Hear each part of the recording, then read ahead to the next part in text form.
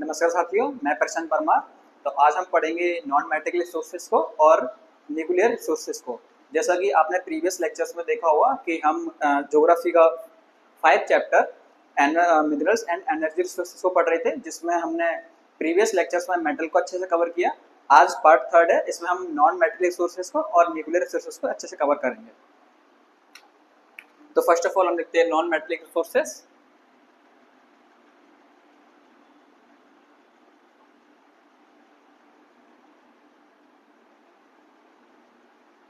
जैसे बोलते हैं आधात्विक खनिज।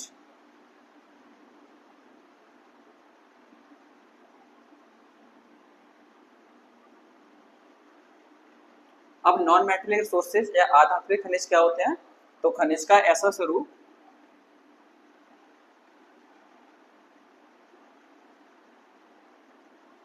खनिज का ऐसा प्रकार जो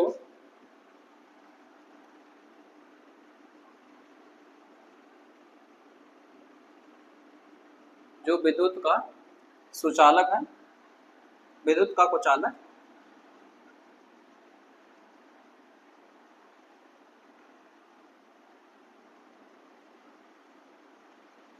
तो सामान्यतः नॉन मेटेलिक रिसोर्सेज या फिर आधात्विक खनिज।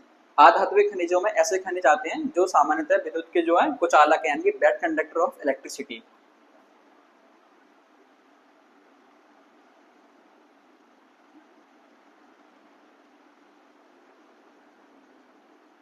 अब इसके अंदर कौन कौन से रिसोर्सेज को आज हम पढ़ेंगे? तो जिसमें पहले है हीरा,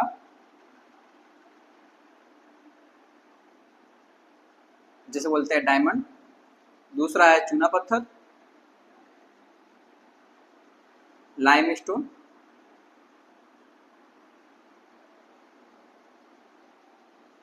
तीसरा है जिप्सम।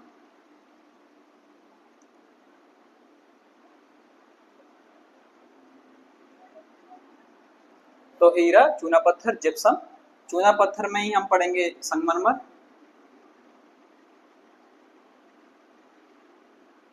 और जैसे ही हम नॉन मेटेलिक रिसोर्सेज को कवर करेंगे या फिर आधात्विक खनिजों को पूरा करेंगे, इसी के बाद हम स्टार्ट करेंगे न्यूक्लियर रिसोर्सेज को, यानी कि परमाणु खनिजों को। तो फर्स्ट ऑफ ऑल हम हीरा, चूना पत्थर, जिप्सम और इसका एक परिवर्तित रूप संगमरमर देखेंगे।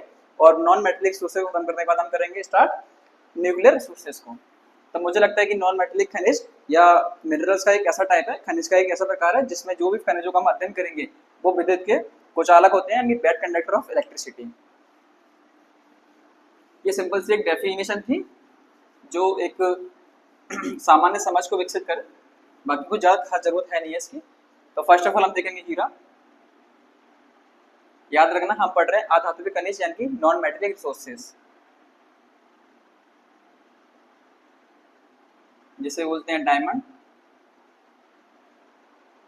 कार्बन का सबसे शुद्ध रूप जो होता है वो होता है हीरा। तो हीरा एक ऐसा खनिज है जो कार्बन का शुद्धतम रूप है। हीरा कार्बन का शुद्ध रूप है,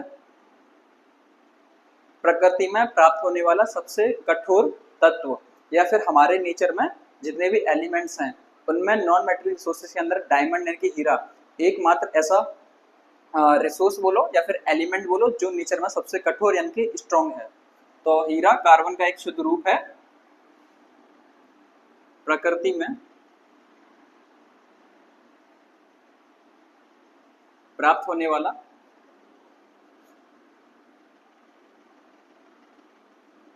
सबसे कठोर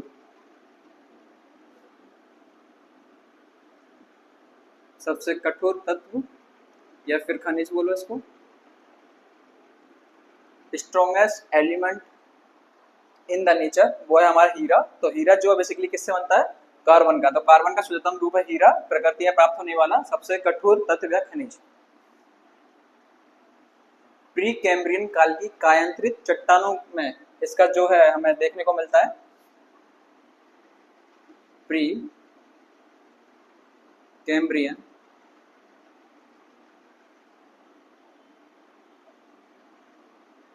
प्री कैम्ब्रियन काल की विंध्यन।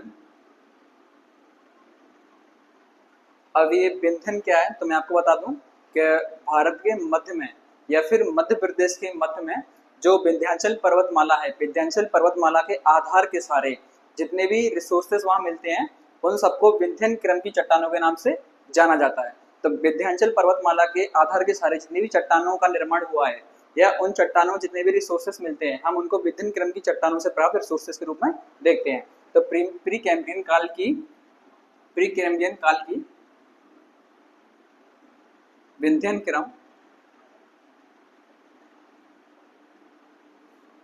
विंध्यन क्रम की शैलों से प्राप्त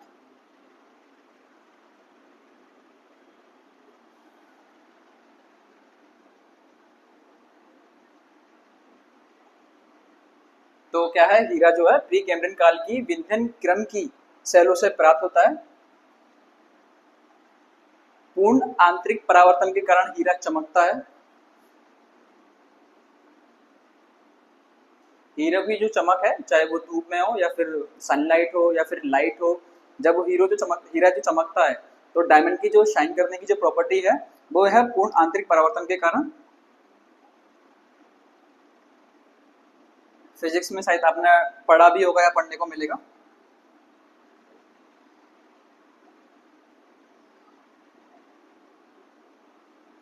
पूर्ण आंतरिक परावर्तन के कारण चमकीला पदार्थ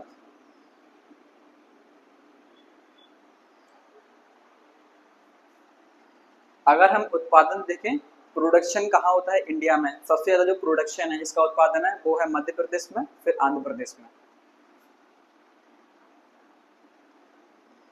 उत्पादन के दृष्टिकोण से सर्वप्रथम है मध्य प्रदेश और दूसरे स्थान पर है आंध्र प्रदेश।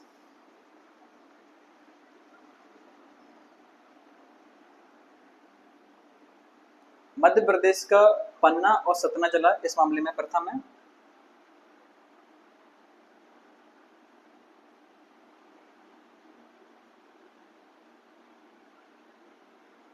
तो मुझे लगता है कि हीरा जो एक आधात्विक खनिज है उसके बारे में संपूर्ण फैक्ट यही है। हीरा यानी कि डायमंड, तो हीरा कार्बन का शुद्धतम रूप है, यानी कि कार्बन से ही इसकी प्राप्ति होती है। प्रकृति में प्राप्त होने वाला सबसे कठोर तत्व खनिज प्री कैम्ब्रियन काल की, ऐसे प्री कैम्ब्रियन काल की विंध्यन क्रम की शैलों से प्राप्त होता है। पूर्ण आंतरिक परिवर्तन के कारण ये चमकीला है। तो अगर इसका उत्पादन देखें, प्रोडक्शन इन इंडिया, तो लार्जेस्ट प्रोडक्शन है मध्य प्रदेश में और बेसिकली कहाँ से, पन्ना और सतना जिले से, और सेकंड लार्जेस्ट है वो है आंध्र प्रदेश से।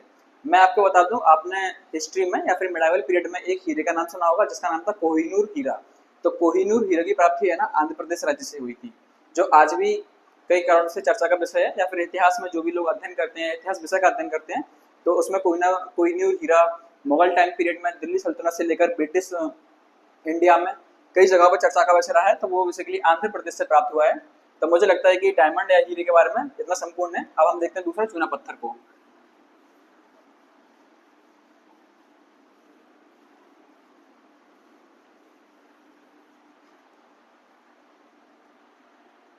दूसरा है चूना पत्थर, जिसे बोलते हैं लाइमस्टोन।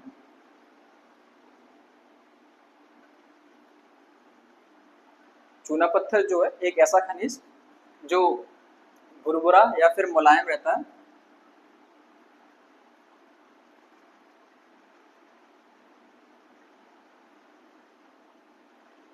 ऐसा खनिज जो मुलायम,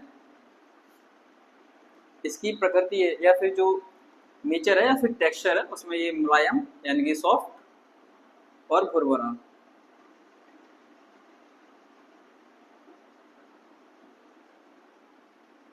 मुलायम और भुरभुरा प्रकृति का है। अपसादी शैलों से प्राप्त किया जाता है।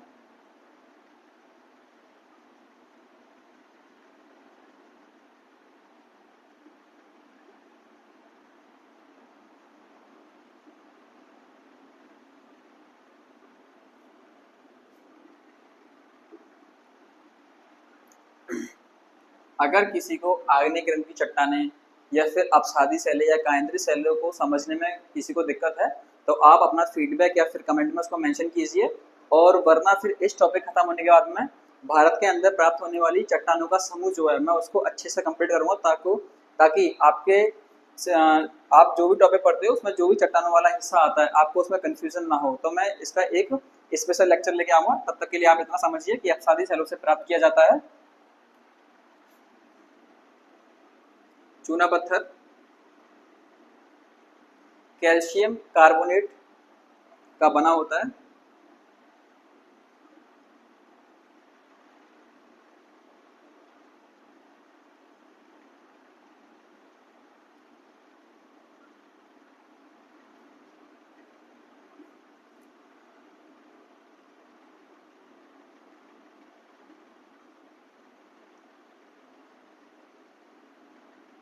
कैल्शियम कार्बोनेट का बना होता है। जब चूना पत्थर में कैल्शियम की मात्रा 40% होती है तो ये सामान्यतः कहलाता है चूना पत्थर। बस इतना समझो। या फिर ऐसी गुरूरी या मुलायम चट्टानें जिनमें 40% तक कैल्शियम पाया जाता है तो वो पाया जाएगा चूना पत्थर के रूप में। अगर कैल्शियम की मात्रा 60 से 70% हो गई तो उसे बोलेंगे डोलोमाइट।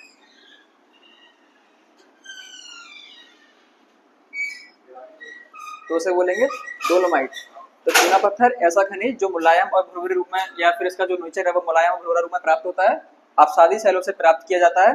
चूना पत्थर कैल्शियम कार्बोनेट का बना होता है, यानी कि ऐसी चट्टानें जिनमें कैल्शियम पाया जाता है। कैल्शियम की मात्रा अगर 40% है तो उसे बोलेंगे चूना पत्थर। अगर कैल्शियम की मात्रा 60 से 70% है तो उसको बोलेंगे डोलोमाइट। तो चूना पत्थर का एक विस्तृत रूप है या फिर इसका परिवर्तन जो चट्टानों पर पड़ने वाले रासायनिक ताप और दाब आदि क्रियाओं के फलस्वरूप हो जाता है। अगर हम इसके उत्पादन की बात करें, प्रोडक्शन,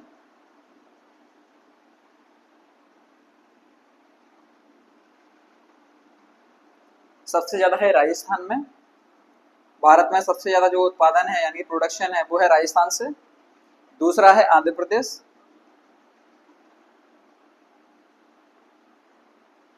और तीसरा है मध्य प्रदेश और फोर्थ है आपका छत्तीसगढ़। अगर हम प्रोडक्शन की बात करें लाइमस्टोन की यानी कि चूना पत्थर की, तो सबसे ज्यादा जो उत्पादन है वो राजस्थान से है।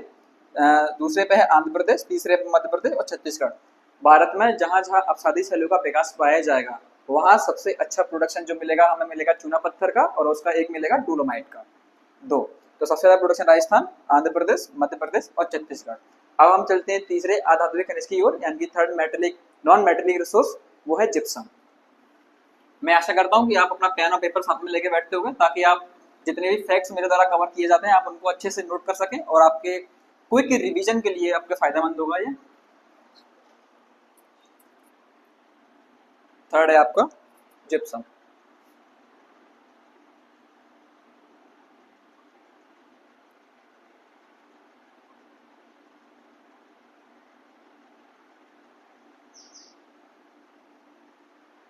जिप्सम क्या है?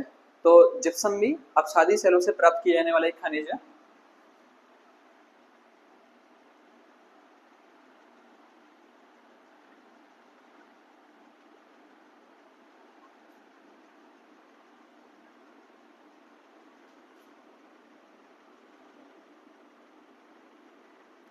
मैं आपको एक इम्पोर्टेंट फैक्ट बताना भूल गया। जो अभी हमने सेकंड नॉन मेटेलिक जो पढ़ा था चूना पत्थर यानी लाइमस्टोन। चूना पत्थर सीमेंट उद्योग का आधारभूत कच्चा माल है। जितने भी सीमेंट उद्योग है यानी कि सीमेंट इंडस्ट्रीज हैं, जो भी सीमेंट का प्रोडक्शन होता है उनमें सबसे ज्यादा जो है चूना पत्थर मिलाया जाता है। तो वो आप फैक्ट उस लाइन में लिख लेना, मैं अभी ध्यान नहीं रहा मुझे। जिप्सम तो अपसादी सेलों से प्राप्त किया जाता है। इसका प्रयोग उर्वरक यानी कि फर्टिलाइजर,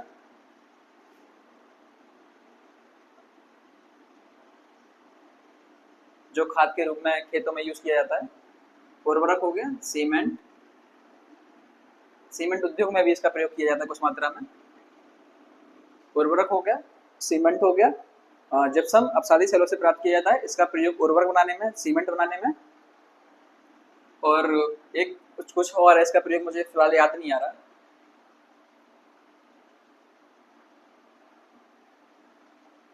भारत में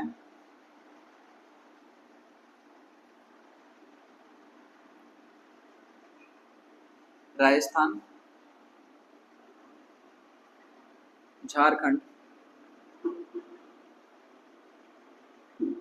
छत्तीसगढ़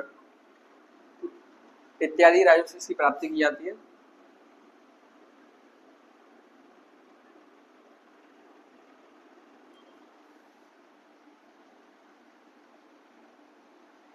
और मुझे लगता है कि नॉन मेटेरियल रिसोर्सेज में सबसे ज़्यादा जो इम्पोर्टेंट था वो था हमारा हीरा यानी कि डायमंड, और दूसरा था चूना पत्थर जो एक डोलोमाइट भी बनाएगा, और तीसरा था जिप्सम। जिप्सम का ज़्यादा कुछ यूज़ तो नहीं है, बस इतना समझो कि उर्वरक यानी फर्टिलाइजर और सीमेंट उद्योग में इसका उपयोग किया जाता है। थर्ड मुझे भी याद नहीं आ रहा, मैं कमेंट में या फिर डिस्क्रिप्शन में लिख दूंगा।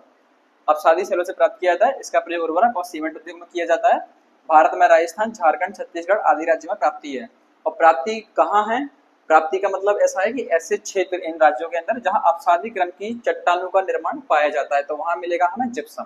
तो मुझे लगता है कि नॉन मेटेरियल रिसोर्सेज में इतना सफिशियंट है। अब हम स्टार्ट करते हैं न्यूक्लियर रिसोर्सेज को।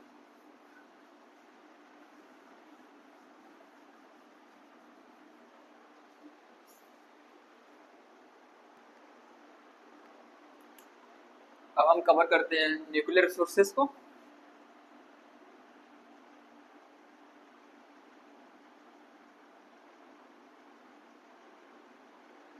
यानी कि परमाणु खनिज,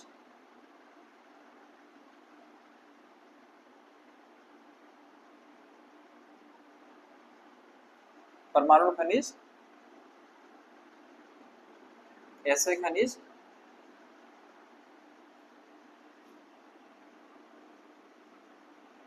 जिनका उपयोग परमाणु ऊर्जा,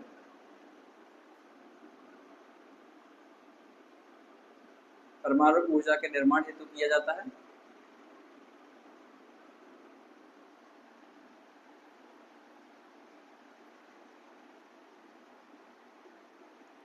तो अब है न्यूक्लियर रिसोर्सेज यानी कि परमाणु खनिज। तो ऐसे खनिज जिनका उपयोग परमाणु ऊर्जा के निर्माण हेतु किया जाता है, जिसमें हम पढ़ेंगे थोरियम,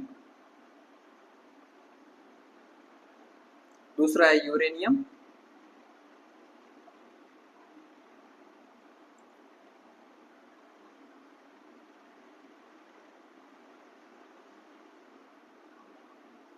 और थर्ड है हमारा बेरिलियम।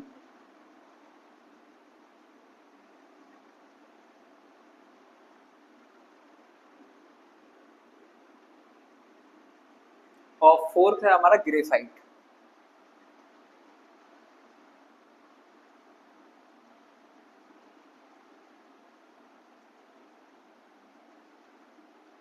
ये प्रमुख 4 रिसोर्सेस हैं, जिसमें थोरियम, यूरेनियम, बेरिलियम और ग्रेफाइट को हम पढ़ेंगे न्यूक्लियर एनर्जी रिसोर्सेस के रूप में, जिन्हें बोलते हैं हम परमाणु खनिज।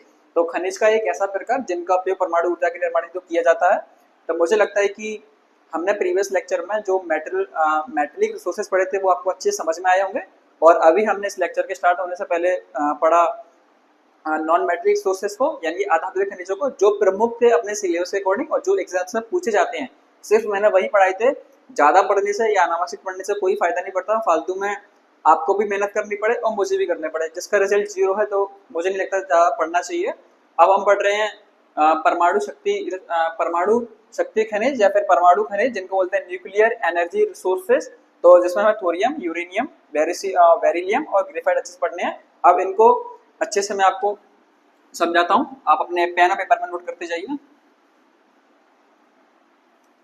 चीजें कम हो और ज्यादा फायदेमंद हो, उस पर ज्यादा ध्यान देना चाहिए, ना कि ज्यादा हो और टाइम बर्बाद करें और जो काम की नहीं है तो फिर मुझे नहीं लगता कि उनको पढ़ना चाहिए। तो यहाँ लिखते हैं हम साइड में न्यूक्लियर एनर्जी रिसोर्सेज,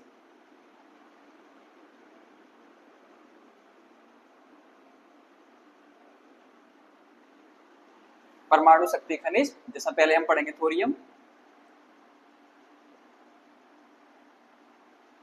थोरियम, तो थोरियम मोनाजाइट प्रकार की बालू से प्राप्त किया जाता है।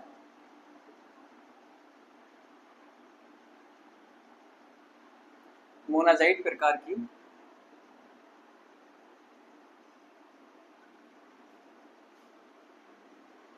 बालू का सेलों से प्राप्त किया जाता है। मुझे लगता है कि मैं साधारण से या फिर जो नॉर्मल या फिर एक सिंपल लैंग्वेज होती है उसमें आपको पढ़ाने का प्रयास करता हूँ, जिससे आपको एक छोटे छोटे टर्म जो है वो समझ में आ जाए, और जो टर्म मुझे लगता है कि आपको समझना चाहिए तो मैं खुद ही अपने आप बता देता हूँ। तो आप बिल्कुल भी टेंशन ना लें या फिर फिक्र ना करें कि यहाँ ऐसे शब्द का यूज़ किया जा रहा है जो नहीं आते हैं। सब आएंगे, धीरे धीरे पेशेंस रखो, बस ध्यान से सुनते और समझते जाओ। तो मोनोजाइट प्रकार की बालू का सेलों से प्राप्त किया जाता है।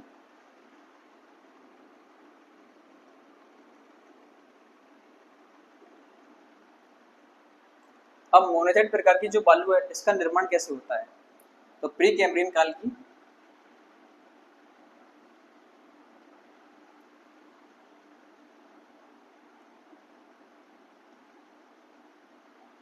प्री कैम्ब्रियन काल की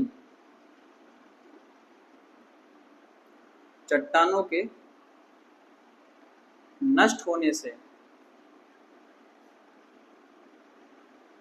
प्राप्त पदार्थों के चूर्ण रूप से प्राप्त होता है, प्राप्त होती है। तो बेसिकली जो थोरियम जो न्यूक्लियर एनर्जी सोर्स है वो कहाँ से मिलता है? तो मोनोजाइट प्रकार की बालुका शैलों से प्राप्त किया जाता है। अब मोनोजाइट प्रकार की जो बालुका है वो कैसे बनती है? तो प्री कैम्ब्रियन काल की जो भी चट्टानें हमारे इंडियन सब कॉन्टिनेंट में हैं, चट्टानों के नष्ट होने से बिल्कुल एकदम महीन पत्थर, महीन रेत की तरह या फिर महीन मिट्टी जो होती है ना, चिकनी बालू का मिट्टी जैसा कुछ पदार्थ होता है। तो प्री कैम्ब्रियन काल की चट्टानों के नष्ट होने से प्राप्त पदार्थ जो चूर्ण जैसी अवस्था में मिलते हैं या फिर बिल्कुल महीन कण की अवस्था में मिलते हैं, तो चूर्ण रूप से प्राप्त होती है।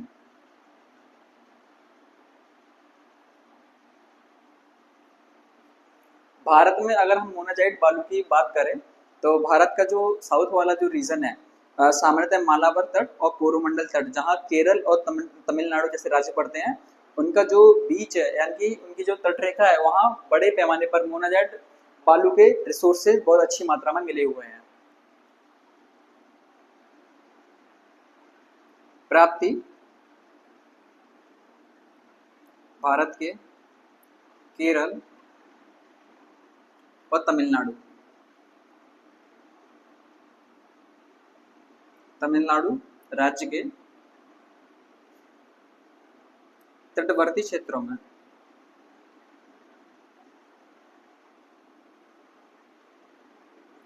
ये देखिए,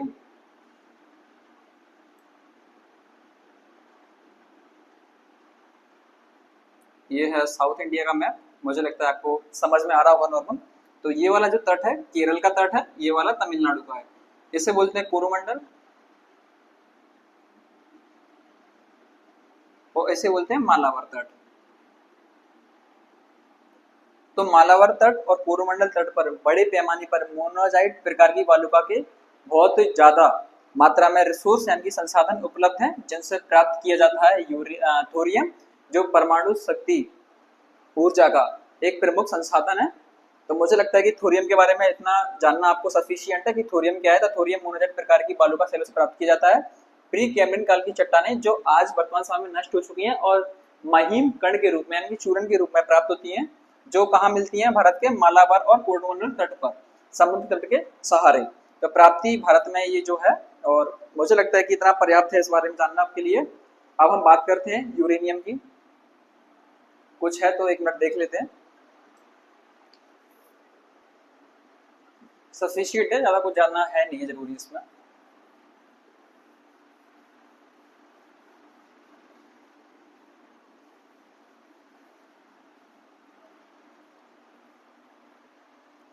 दूसरा है यूरेनियम।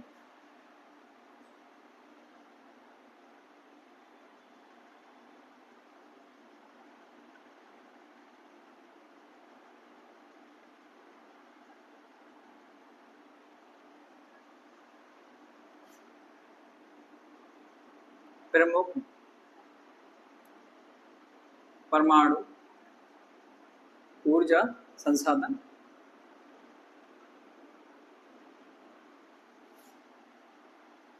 भारत में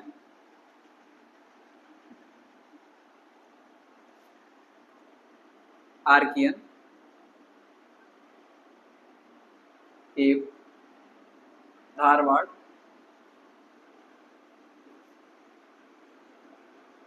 क्रम की सेलों से प्राप्त किया जाता है।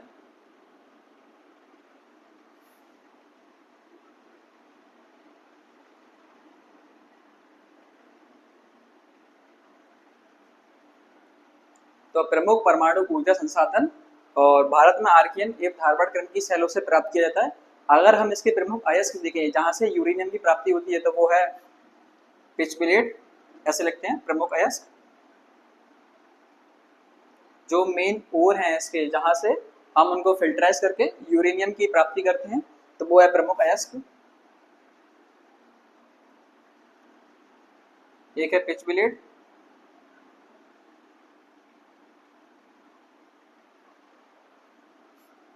दूसरा है थोरायानाइट और तीसरा है समरस्काइट। तो मुझे लगता है कि एक पिचबिलेट, दूसरा है थोरायानाइट और तीसरा है समरस्काइट, ये प्रमुख ओर हैं यानी कि अयस्क हैं किसके, यूरेनियम के, जहां इनको फिल्टराइज करके यूरेनियम प्राप्त किया जाता है। Main ores of uranium.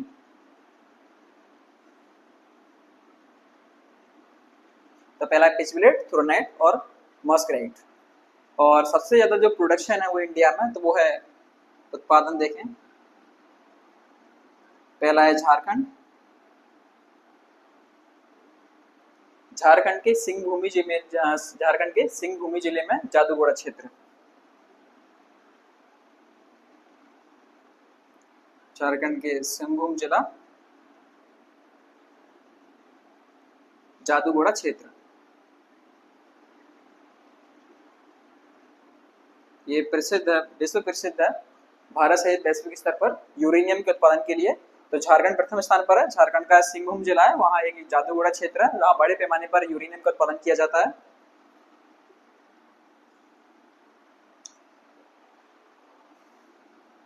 Second है आंध्र प्रदेश का नेल्लोर क्षेत्र, आंध्र प्रदेश का नेल्लोर जिला। तीसरा है राजस्थान का उदयपुर जिला। थर्ड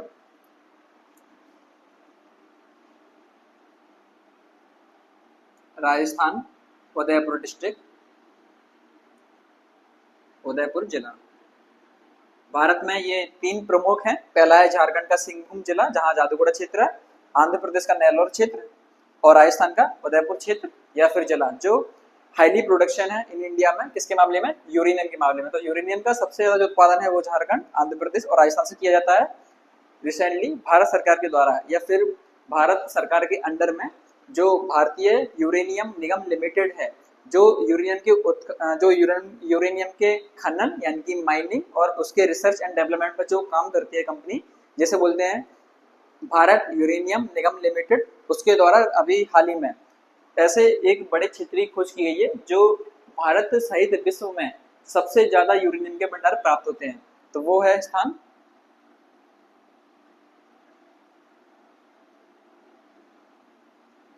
आंध्र प्रदेश में तुमलापल्ली,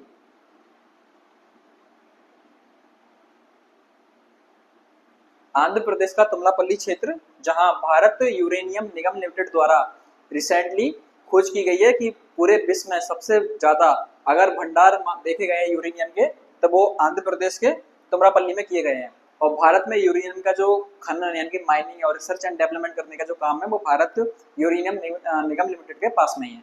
उसी ने खोज किया कि तुमलापल्ली में भारत सहित विश्व में सबसे ज्यादा या हाईली रिजर्व देखे गए यूरेनियम के, तो वो तुमलापल्ली जिले में देखे गए हैं। तो मुझे लगता है कि जो नेबुलर एनर्जी रिसोर्स में जो यूरेनियम है वो सफिशियंट है हमारे एग्जाम और पॉइंट ऑफ व्यू के हिसाब से। अब हम थर्ड पढ़ते हैं, बेरिलियम।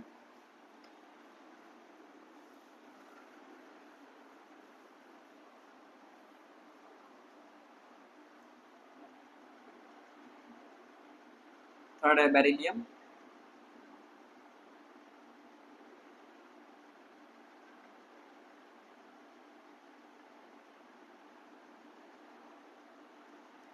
आग्नेय किरण की चट्टानों से प्राप्त किया जाता है।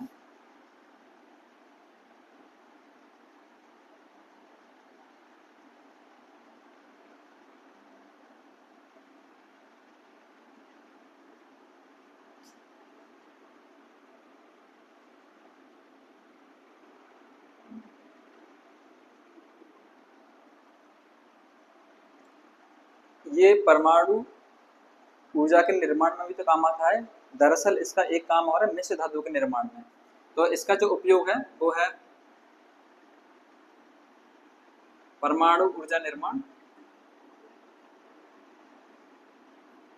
और एक दूसरा है मिश्र धातु के निर्माण में।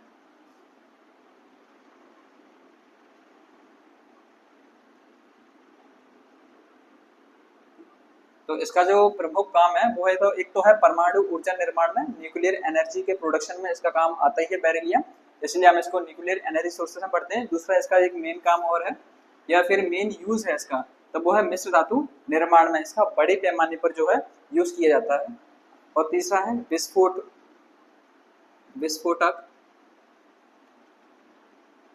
विस्फोटक यानी कि ब्लास्ट या फिर बॉम्ब बनाने के काम में भी बड़े पैमाने पर बेरिलियम का यूज किया जाता है। तो विस्फोटक पदार्थों के निर्माण में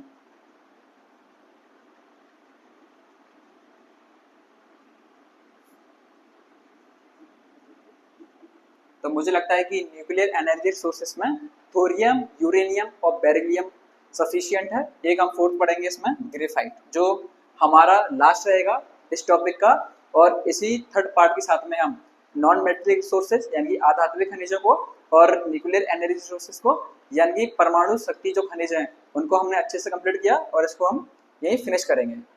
और फिर हम इस चैप्टर का फोर्थ पार्ट लेके आएंगे जो 1 या 2 दिन में आ जाएगा, जिसमें हम कवर करेंगे एनर्जी रिसोर्सेज को। तो पहले हम जानेंगे कि एनर्जी रिसोर्सेज यानी कि ऊर्जा संसाधन क्या है, उनका टाइप देखेंगे, रिन्यूएबल और नॉन रिन्यूएबल यानी कि नवीकरणीय ऊर्जा संसाधन और अनवीकरणीय ऊर्जा संसाधन क्या है, उनके कौन कौन से टाइप्स हैं और कैसे कैसे भारत में उनको यूज किया जा रहा है, और जो भी उनकी स्थिति होगी, कंडीशन होगी, हम उनको अच्छे से जानेंगे। तो आज पार्ट थर्ड में हम इतना पढ़ेंगे नॉन मेटेरियल रिसोर्सेज और न्यूक्लियर एनर्जी रिसोर्सेज को, और ये संपूर्ण में आज खत्म हो गए और आपके एग्जाम के पॉइंट ऑफ व्यू से सफिशिएंट है।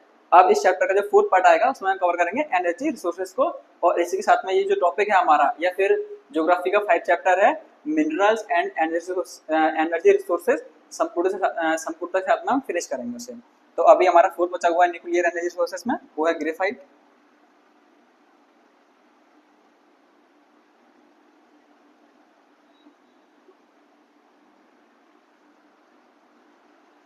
ग्रेफाइट कायांतरित क्रम की चट्टानें, कायांतरित क्रम की कार्बन युक्त चट्टानें, जिनमें कार्बन की मात्रा पाई जाती है। तो कायांतरित जो क्रम की चट्टानें हैं उनमें कार्बन की अच्छी मात्रा पाई जाती है, तो वहां हमें मिलेगा देखने को ग्रेफाइट। तो कायांतरित क्रम की चट्टानें, कायांतरित क्रम की कार्बन युक्त चट्टान,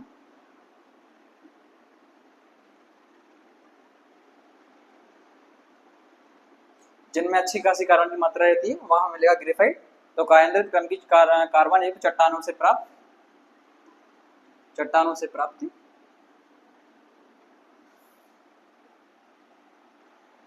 पेंसिल की जो लीड आती है उसके निर्माण में इसका उपयोग है।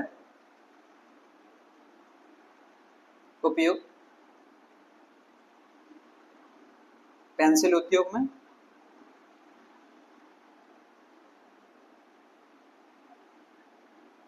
और परमाणु ऊर्जा के मंदक के रूप में काम करता है। अभी मैं बताऊंगा आपको ये क्या होता है। परमाणु गृह में मंदक के रूप में